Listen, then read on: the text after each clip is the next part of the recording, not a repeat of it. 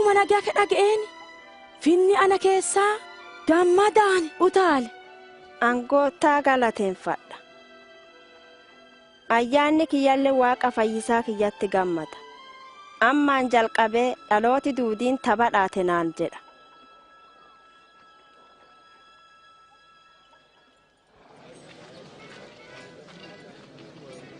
Yennaasan warri mootummaa warra Roomaa jala jiranu mara akka lakkoofamanu mootichi Agusxoos ajaja baase.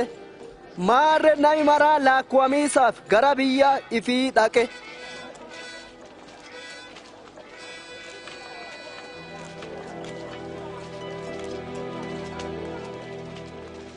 Yoosef Maariyaamii kadhateeru waliin lakkoofamiisaaf Beetlehem dhaqe.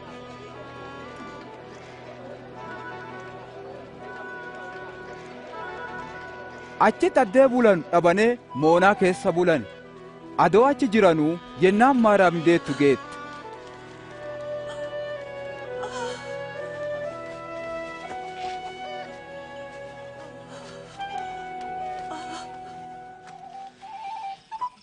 Dirree adaala biyya saniititti tissitooti halkanii horii tissaa bulan jiran. Ergamaan Waaqaa dedhuma itti mul'atee ulfinni Gooftaan isaanitti ife.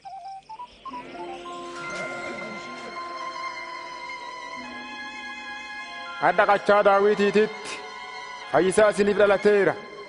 Inni Goottaa Kiristoos.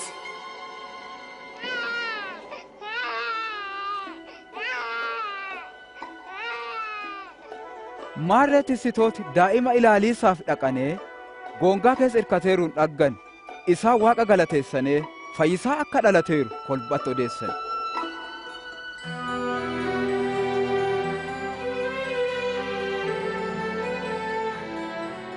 Guyyaan 8 dabareeruun daa'ima haqanqabaa qaban maqaa isaa Yesuus jedhane.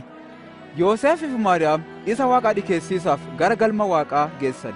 Namichi Sihoon jedhamu ka fayyisaa Waaqa ergu atoo hin dhaggin akka hin duune ayyaanni wayyichi addii kenneeruuf tokko achi jira.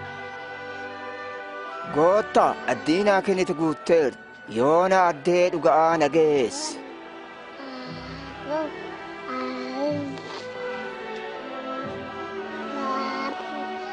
Ani fayyisaa ergite dhaggeera. Daa'imni kun Waaqaan filameera. Isin lamaanuu eebbifama.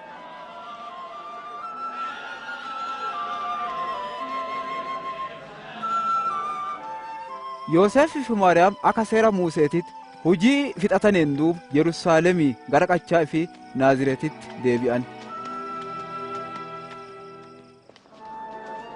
Yennaa Yesuus waggaa 12 jilaaf Yerusaalemi geessane. Jilaan duuba waa isaa waliin jiru se'anee galiisaaf ka'ane. Yesuus ammoo achi hafe. Isaa isa barbaadiisaaf Yerusaalemitti deebi'ane. Guyyaa sadeessoo galma Waaqaa keessa barsiisotaaf jaarsolee waliin tee'eeruun dhaggane. Mucaan qaroo akkana gaafatu ku eenyu inni Naaziretii dhufe. Nu walii ideemeera seene. Abboo isaa araarama. Warri isa dhaga'e maraa baaseffate.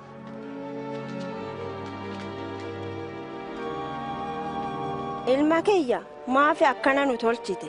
Aniif abbaan keeti yaannee si barbaadiisatti jirra. Isin maaf na barbaaddan? Akkan mana abbaa kiyyaa keessa te'uu malee hin beenne?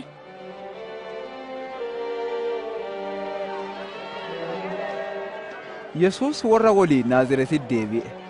Waaqaaf nama duratti nafaaf qaruun gaara'olleen guddate.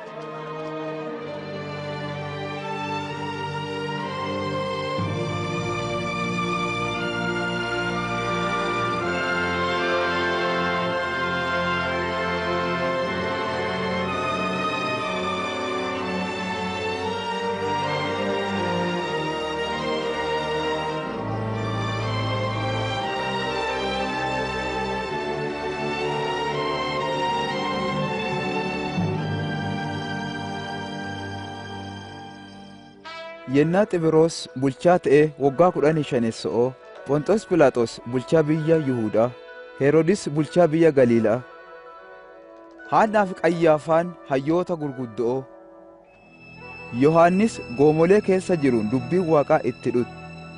Innille adaala Yordaanosii maratti cubbuu irraa deebi'aa jedhaa lallabaa dhufe. Cubbuu irraa deebi'aa, cuuphamaa, Waaqillee isiniif araaramaa. Durii Isaayyaasiin raajichi akkuma barreesse, namni tokko goomolee keessa iyyaa karaa goottaaf qopheessaa.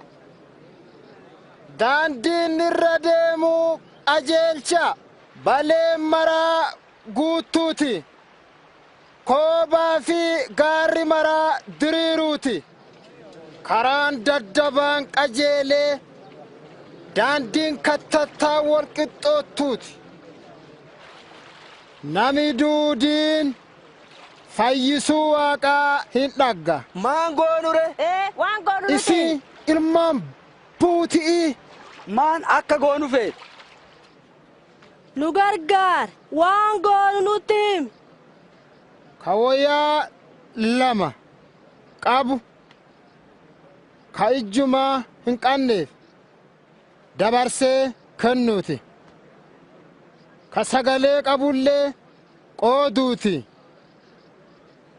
Barsiisa, nu warri qaraxa guurru maan goonu?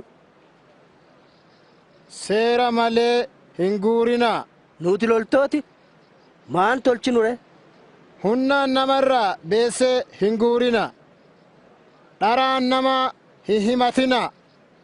Danfuma keessan nyaadhaa.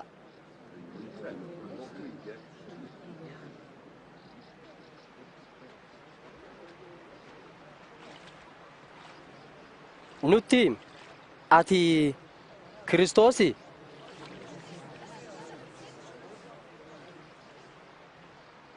Hambisaanii isin cuupha. Ka ana caalu ammoo ana duubaan dhufaara. Ani hidhaa kophee isaallee hiikii isaaf nama ta'uu motu. Inni ayyaana woyyichaa fi ibiddaan isin cuupha. Inni midhaan qulleessee gootaratti galcha. Huura ammoo hin guba.